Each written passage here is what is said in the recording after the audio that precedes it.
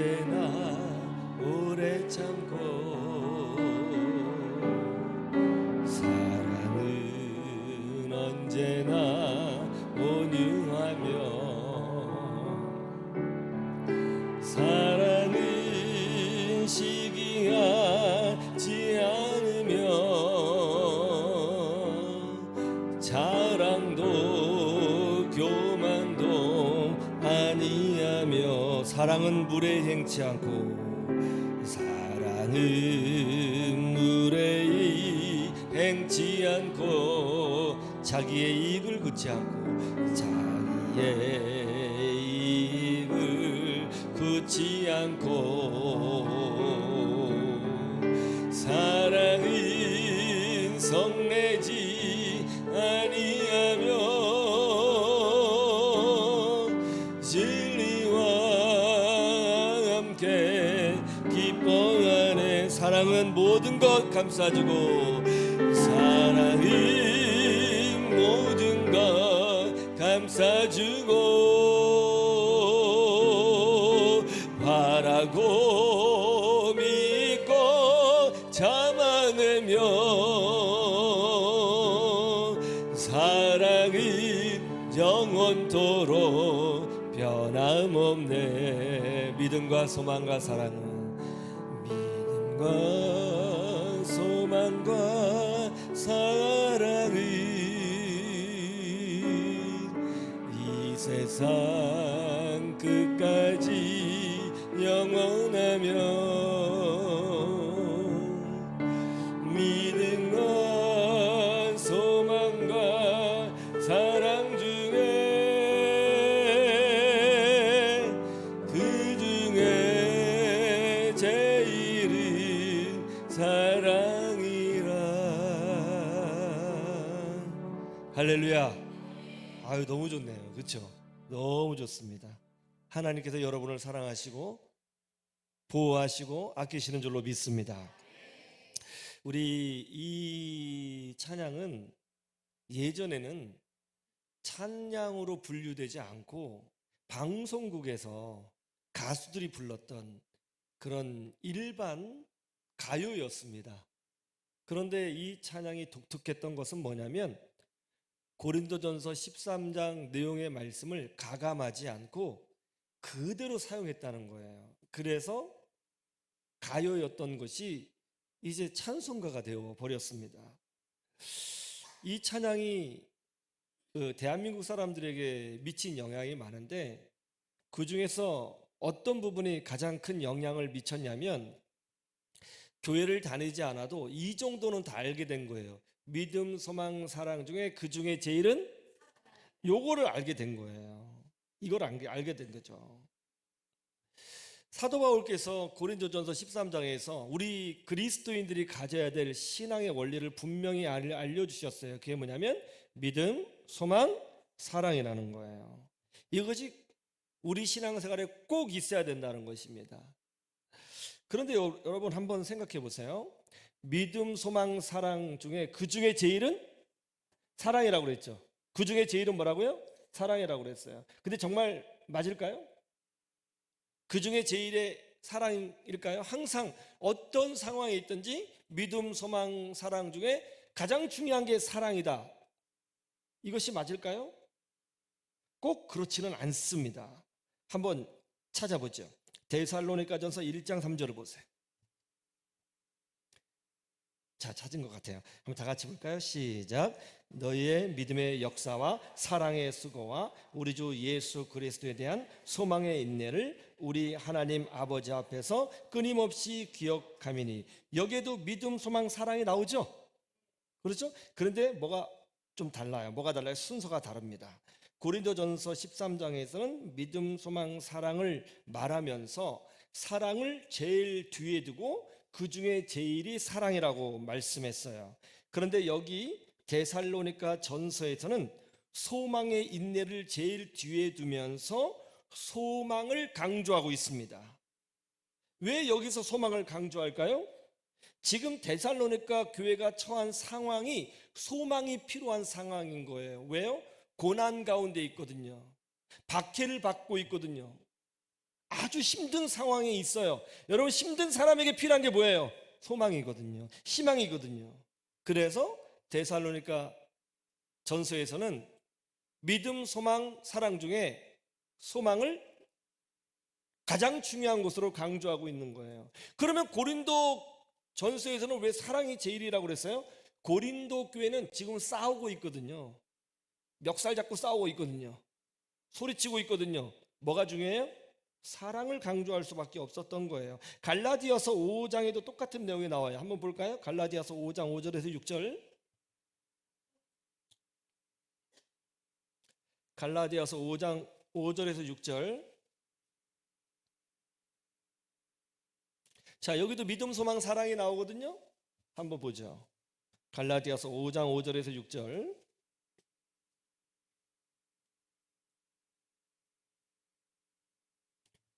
자, 다 같이 봅니다. 시작. 우리가 성령으로 믿음을 따라 의의 소망을 기다리노니 그리스도 예수 안에서는 할례나 무할례나 효력이 없으되 사랑으로서 역사하는 믿음뿐이니라. 자, 여기에도 믿음, 소망, 사랑이 나오네요. 그렇죠?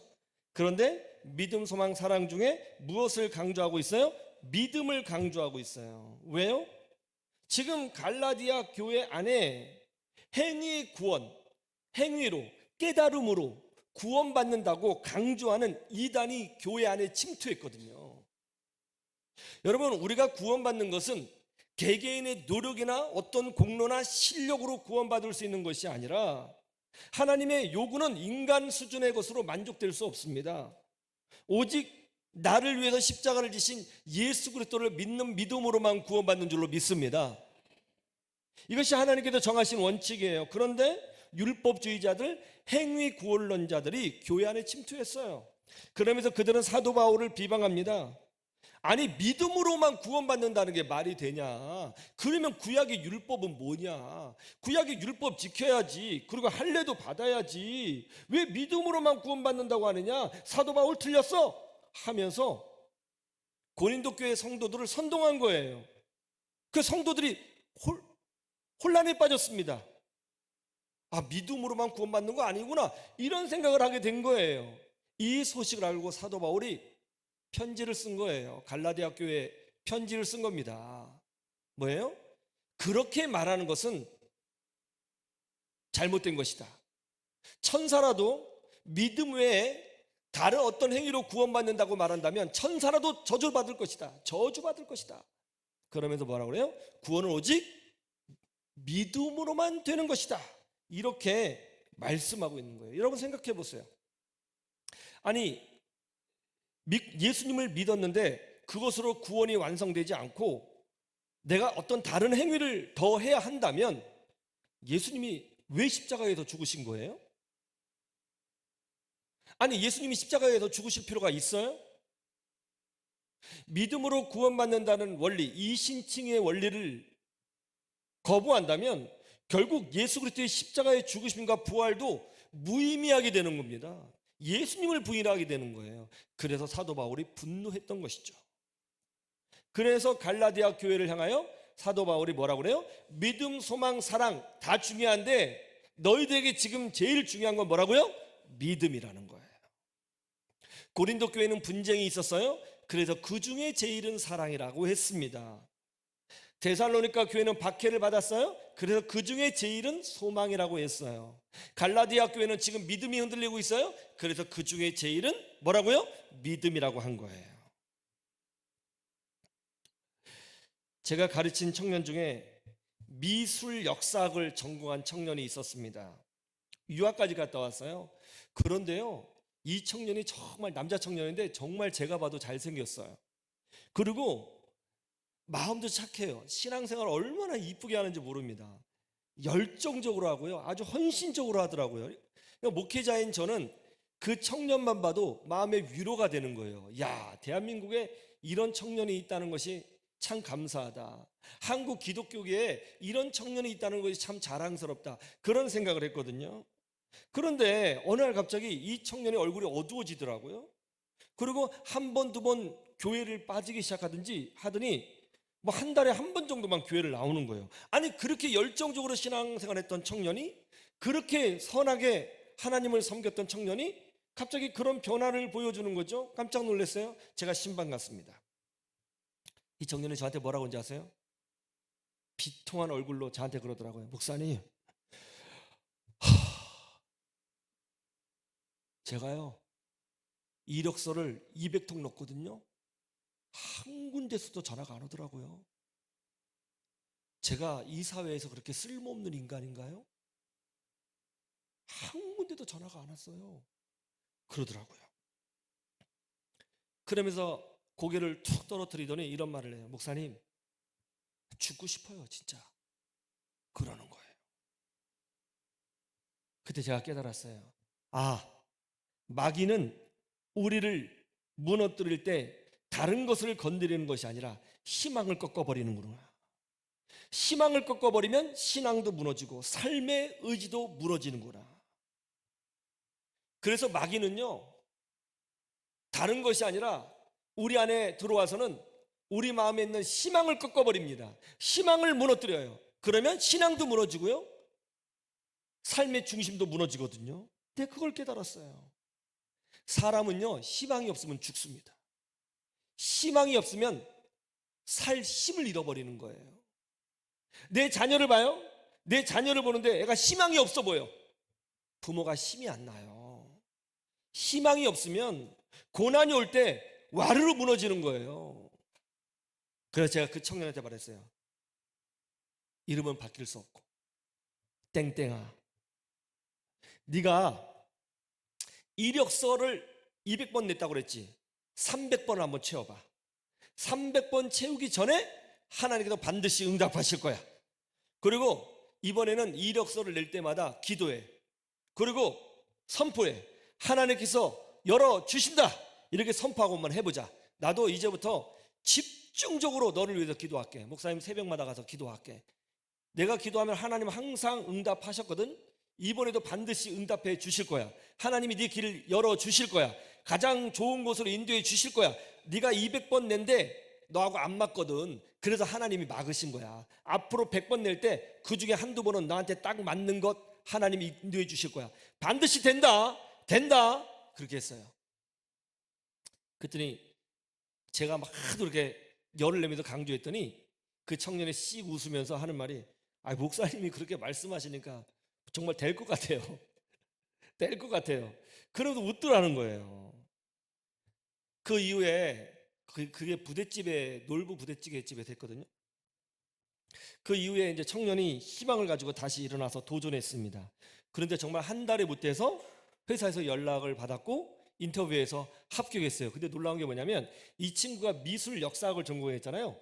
미술 관련 분야 회사에 들어갔어요. 하나님은 우리와 함께하여 주시는 줄로 믿습니다. 여러분, 지금 대한민국에 가장 필요한 것이 뭐라고 생각하세요? 저는 희망이라고 생각합니다. 한국 사회가 너무 혼란스러워요. 여러분, 가장 공정해야 될 선거가 어떻게 그렇게 될 수 있습니까? 어떻게 투표용지가 없다고 할 수 있어요? 말이 돼요? 참관인도 없이 어떻게 투표함이 왔다 갔다 합니까? 그냥 일반 봉투에 어떻게 투표 종이를 담아서 옮깁니까? 이게 상식입니까? 교회 투표를 해도, 초등학교 투표를 해도 이 정도는 안 해요. 엉망입니다, 여러분. 가뜩이나 부정선거 의혹이 제기되는 마당에서 이런 부실까지 드러났으니 여러분 혼란스러울 수밖에 없는 거예요. 지금 이 대한민국 사회에 가장 필요한 것이 뭐냐? 이 나라가 잘 될 수 있다고 하는 희망, 우리나라가 더 복될 수 있다고 하는 희망, 하나님이 이 나라를 축복해 주실 거라고 하는 희망, 나는 그것이 필요하다고 믿습니다. 특별히 한국 기독교인들에게 가장 필요한 게 저는 희망이라고 믿어요. 영적으로 다 지쳐 있습니다. 힘들어하고 있습니다. 한국 교인들에게 필요한 것, 하나님께서 주시는 희망이라고 믿습니다. 우리가 믿음으로 살 때 믿음도 지켜야 되고 사랑을 보여줘야 하고 다 중요하지만은 특별히 오늘날에는 우리가 희망을 노래해야 된다고 믿습니다. 우리는 절대로 희망을 놓치지 말아야 돼요. 고난이 있어도, 어려움이 있어도, 혼란이 있어도, 위기가 있어도 희망을 놓치면 안 되는 것입니다. 그러면 어떻게 하면 희망을 놓치지 않을 수 있습니까? 첫 번째로 하나님의 약속에 집중해야 된다는 거예요.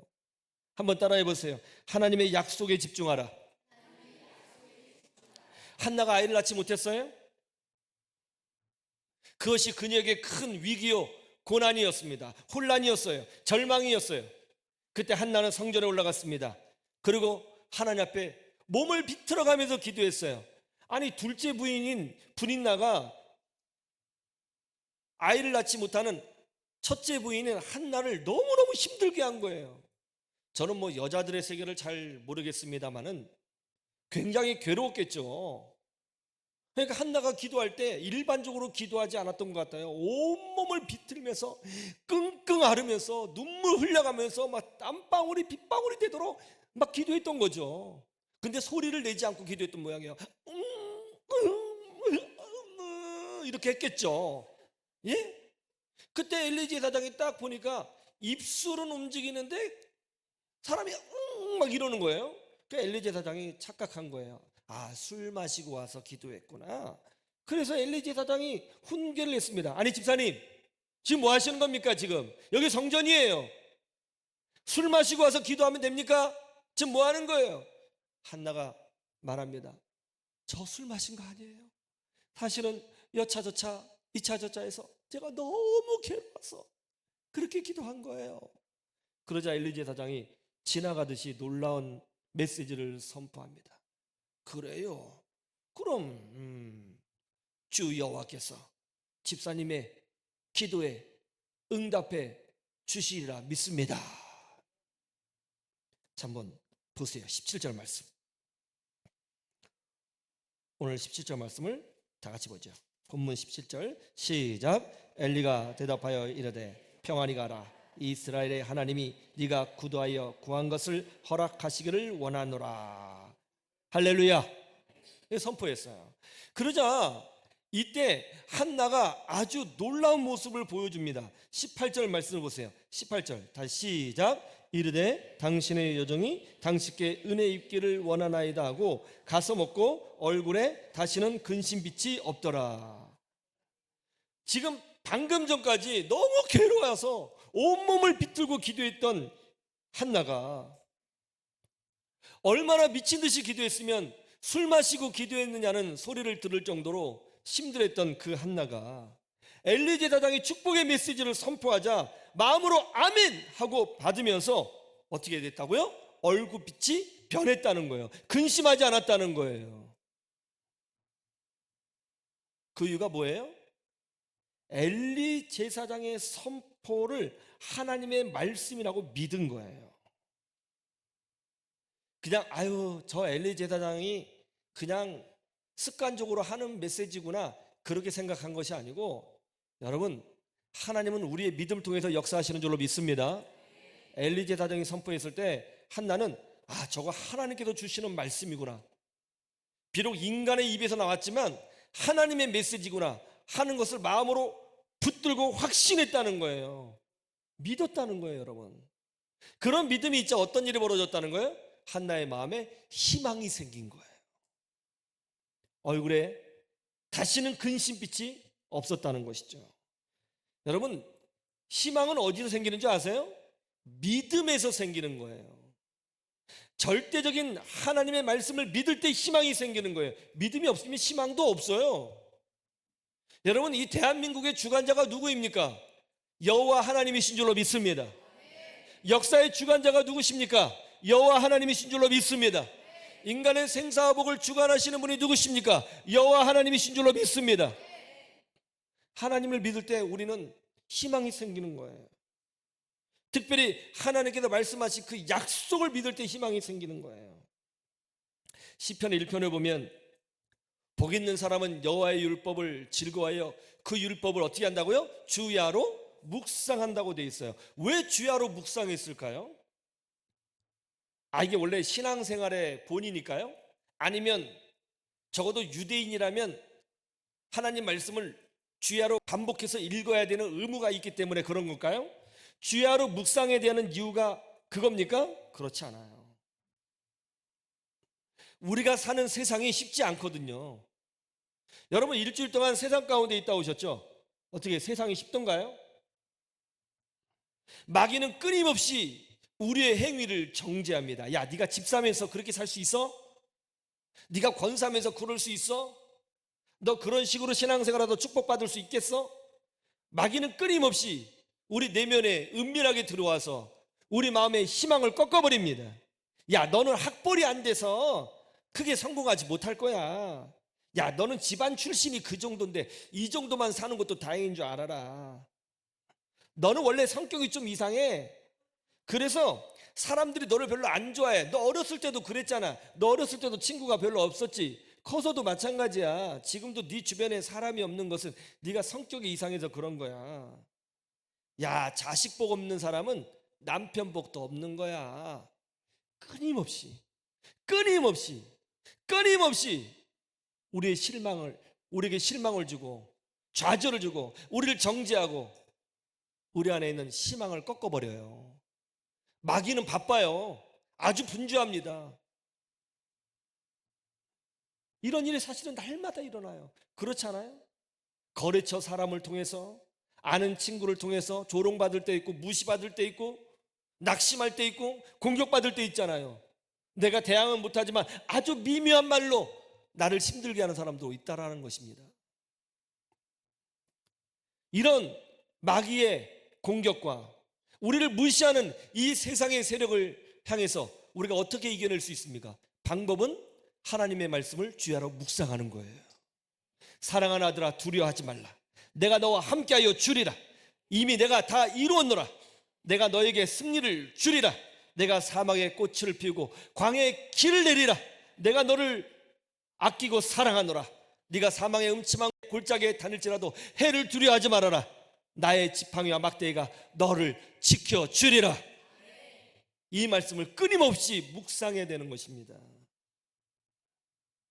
아담과 하와는 하나님의 말씀이 아니라 뱀의 메시지에 마음을 열었을 때 하나님을 불신하게 되고 하나님을 신뢰하지 못하게 되고 죄를 지어 무너지게 되었어요. 마귀는 끊임없이 우리를 무너뜨리려고 노력해요. 우리를 무시합니다. 우리의 자존감을 무너뜨립니다. 희망을 꺾으려고 하는 거예요. 현실을 보라고 안 된다고 말할 거예요. 야, 현실에 네가 지금 학벌이 이거밖에 안 되는데, 네가 가진 돈이 이거밖에 안 되는데, 네 나이가 몇 살인데 안 된다고 말할 거예요. 끊임없이 불가능하다고 말할 거예요. 끊임없이 너는 능력이 없다고 말할 거예요. 그때 우리는 어떻게 해야 돼요? 그거 귀 기울이면 안 돼요. 그 여러분 생각 아니에요. 그거 현실 아니에요. 현실의 주인은 현실이 아니라 현실의 주인은 하나님이에요. 그러면 우리는 주야로 하나님 말씀을 묵상해야 되는 것입니다. 절대 믿음, 하나님을 향한 절대 믿음, 주 여호와의 약속을 향한 절대 믿음이 있을 때 우리 안에 희망이 생기는 거예요. 이 믿음으로 승리하시기를 주님의 이름으로 축원합니다. 두 번째는 희망을 선택해야 된다는 것입니다. 한번 따라해 보세요. 희망을 선택하라. 자, 18절 말씀해 보면 재밌어요. 이렇게 되어 있거든요. 이르되 당신의 여종이 당신께 은혜 입기를 원하나이다 하고 가서 먹고 얼굴에 다시는 뭐가 없었어요? 근심빛이 없었다는 거예요. 엘리 제사장의 말씀을 하나님의 말씀으로 받아들였어요. 여러분, 이 시간 선포되는 말씀이 여러분에게 능력의 말씀이 되기를 주님의 이름으로 축원합니다. 그 말씀 아멘으로 받았어요. 그런 후에 얼굴에 다시는 근심빛이 없었다는 거예요. 무슨 말이에요? 마음에 결단한 거예요. 마음에 결단했어요. 희망을 선택했어요. 저 불인나가 나를 괴롭혀도 이제는 흔들리지 않을 거야. 당장 나에게 자녀가 태어나지 않아도 나는 무너지지 않을 거야. 하나님이 약속하셨잖아. 나는 희망을 선택할 거야. 하나님은 반드시 하나님의 말씀을 성취하시는 분이시야. 나는 그 약속을 붙잡을 거야. 그렇게 했다는 거예요. 그렇게. 그러자 어떤 일이 벌어졌다는 거예요? 오늘 말씀 보세요. 자, 19절 말씀 다 같이 보죠. 시작. 그들이 아침에 일찍이 일어나 여호와 앞에 경배하고 돌아가 라마의 자기 집에 이르니라.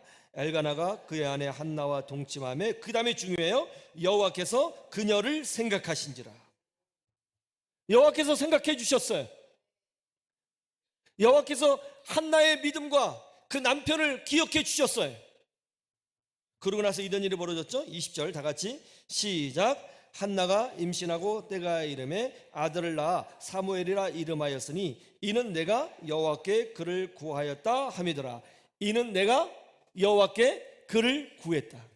나는 희망의 끈을 놓지 않고 끝까지 기도했다. 하나님이 응답해 주실 거라고 믿고 희망의 끈을 놓지 않았다. 나는 희망을 선택했다. 그래서 그의 이름을 여호와께서는 들으신다라고 하는 사무엘로 지었다는 거예요. 여러분 생각해 보세요. 한나가 그래 저건 하나님의 말씀이야 하고 그 말씀을 붙들었을 때에 브린나가 한나를 괴롭히는 일을 멈추었을까요? 아니요. 브린나는 여전히 한나를 괴롭혔을 거예요. 괄세했을 거예요. 무시했을 겁니다. 아이도 못 낳는 주제에 어떻게 첫째 부인이라고 안방마님 참 살고 있네. 그랬을 겁니다. 속 뒤집어 놨을 거예요. 현실은 바뀌지 않아요, 여러분. 믿음이 있다고 해서 현실이 바뀌는 게 아니에요. 기도했다고 해서 현실이 바뀌지 않아요. 희망이 있다고 해서 현실이 바뀌는 게 아니에요. 삶이 바뀔 때는 시간이 필요해요. 하나님이 일하실 시간이 필요해요. 그때까지 우리는 뭐 해야 된다? 희망을 붙들고 있어야 된다는 거예요. 그러자 그 신앙을 보시고 우리 하나님께서 한나에게 사무엘을 주셨다는 거예요. 여러분 남자 무당을 뭐라고 그러는지 아세요? 박수무당이라고 불러요. 박수무당. 우리나라에 아주 유명한 박수무당이 있었습니다. 박수무당. 이 남자무당 박수무당이 얼마나 용한지 전국에서 이 박수무당을 찾아갔어요. 이 사람의 이름이 백씨예요. 백무당. 백무당. 네. 백무당. 백무당이에요. 그 뭐 사람 돈을 엄청 벌었어요. 어느 날은 그 어느 집 앞 대문에서 이제 굿을 막 하고 있었어요. 그런데 마침 지나가던 목사님이 그 사람 딱 보고 그 무당한테 소리를 쳤어요. 남자 무당한테. 야, 이 사람아! 무당짓 그만하고 예수님 앞에 회개하고 예수 믿고 구원받으시오! 천당 가시오! 소리쳤어요. 그랬더니 이 백무당이 더 열받아가지고는 목사님한테 막 소리를 지르고 나 뭐야! 그러면서 막 입에 담을 수 없는 막 쌍욕을 퍼부었어요. 그날 밤 마음속에서 이런 소리가 들려왔습니다. 내가 교회 간다고? 예수 믿으라고? 나는 평생 무당으로 살아왔어. 이제 와서 예수 믿는다고 내 팔자가 고쳐질 것 같으냐? 그런 생각이 들었어요. 잠을 자는데 꿈자리가 너무 이상해요. 그리고 자꾸 마음속에서 그 목사님의 메시지가 들리는 거예요. 예수 믿고 회개하고 천당 가시오! 계속 들려요. 놀라운 거는 꿈에서도 자꾸 그 장면이 떠오르고 길을 갈 때도 그 생각이 떠오르고 심지어는 구슬할 때도 그게 떠오르는 거예요. 굿이 되겠어요? 이게 안 된단 말이에요. 너무너무 괴로워하다가 이번에 그냥 애기들 데리고 자녀들 데리고 자기 모르는 곳에 동네 밖을 나가서 교회에 나가게 됐어요. 그래서 열심히 이제 신앙생활 하는 척을 했는데 자기와는 다르게 이 아들놈이 교회 신앙생활에 잘 적응하는 거예요. 그래서 교회에서 이제 성경 가르쳐주고 성경 공부하고 찬송 부르니까 얼마나 잘 따라하는지 집에 와서도 막 성경도 보고 그러니까 동기부여가 돼서 공부도 막 열심히 하려고 하는 거예요. 그랬더니 사람들이 조롱하는 거예요. 자, 박수무당 아들 주제에 공부는 무슨 그렇게 해봤자 무당의 자식이지 뭐. 저놈도 나중에 신 받아서 무당 될지 어떻게 알아. 그렇게 자꾸 저주하는 거예요. 여러분 세상은요 우리가 뭔가 열심히 하려고 그러면 이렇게 저주해요. 거기 끌려가면 되겠습니까? 그때마다 이 박수무당의 아들은 성경을 펴놓고 울었어요. 그리고 아버지를 원망했어요. 왜 아버지는 무당이어가지고 왜 날 이렇게 만들어. 자, 그래도 열심히 공부했어요. 근데 그런 모습을 미국인 선교사님이 봤어요. 그럼 이 아이가 너무 신실하고 아버지는 과거에 무당이었다는데 공부를 열심히 해요. 그래서 이 선교사님이 그 과거에 무당이었던 그분을 찾아가서 집사님, 아들 very smart 합니다. 제가 데리고 가서 공부시켜도 아무런 문제 없겠습니까? 그래서 그렇게 하라고 해서 이 아들을 데려가서 공부를 시킨 거예요. 이 아들이 연세대학교 총장으로, 국회의원 의장으로, 문교부 장관으로 대한민국의 기초를 세운 백낙준 박사입니다. 여러분을 공격하고 무너뜨리는 말에 절대로 끌려가지 마세요. 여러분 마음속에서 너는 그거밖에 안 돼, 넌 나이가 들었어, 너 이제 실패자야, 넌 길이 열리지 않을 거야 라고 끊임없이 떠오르는 말들, 여러분의 생각 아니에요. 하나님의 뜻 아니에요. 거기에 무너지지 마셔야 되는 것입니다. 여러분을 끝까지 사랑하시고 예수님까지 되어주신 하나님을 믿고 하나님 말씀에 집중하시기를 주님의 이름으로 축원합니다. 예수 그리스도의 십자가의 능력을 믿으시기를 주님의 이름으로 축원합니다.